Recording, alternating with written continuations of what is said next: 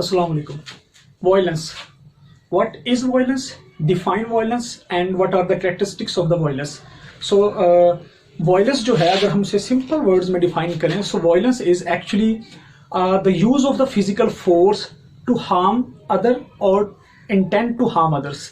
और ये जो फोर्स यूज करते हुए किसी को जो है वो हार्म यानी नुकसान पहुंचाने की कोशिश करना या नुकसान पहुंचाने का इरादा रखना, इसे हम जो है वो वायलेंस कहते हैं.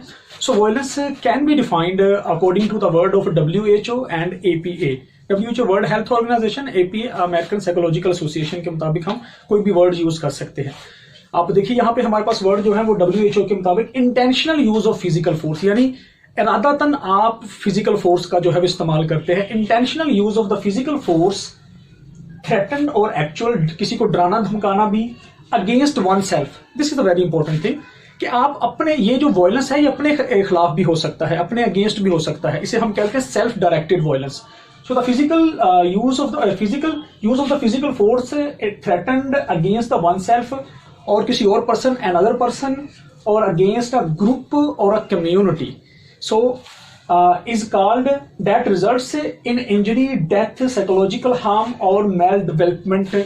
तो इसके जो रिजल्ट्स हैं, जो इसके जो इफेक्ट्स हैं वो क्या क्या हो सकते हैं. डेथ हो सकती है, किसी को चोट लग सकती है, किसी को साइकोलॉजिकल नफ्सियाती दबाव हो सकता है, या मेल डेवलपमेंट का मतलब है उसकी डेवलपमेंट जो है आप उससे, जैसे चाइल्ड अब्यूज में होता है कि आप उसे पूरी तरह से उसे नरिशमेंट नहीं देते हैं, सो उसकी बॉडी जो है वो स्टंट रह जाती है.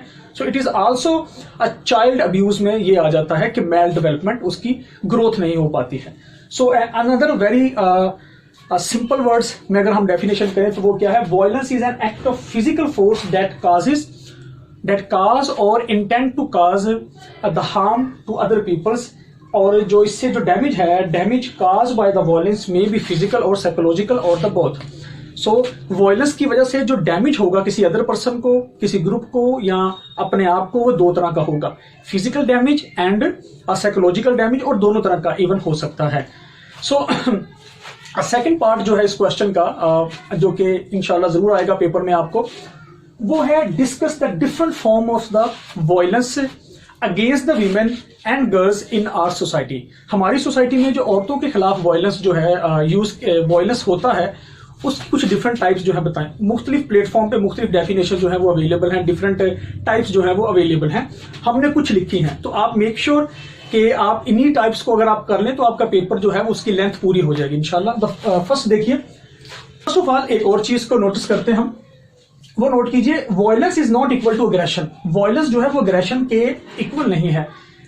Hostile behaviours, violence and aggression both are not equal but they are a type of the hostile behaviors. hostile behavior जो किसी की तरफ नफरत की वजह से हम जो है वो एग्जीक्यूट करते हैं, वो बिहेवियर जो है वो hostile behaviors कहलाते हैं. तो both are hostile behaviors but both are not equal. violence is not equal to aggression. so ये हमने फर्क याद रखना है कि aggression is something different. aggression can be physical और psychological similarly and वो नहीं है.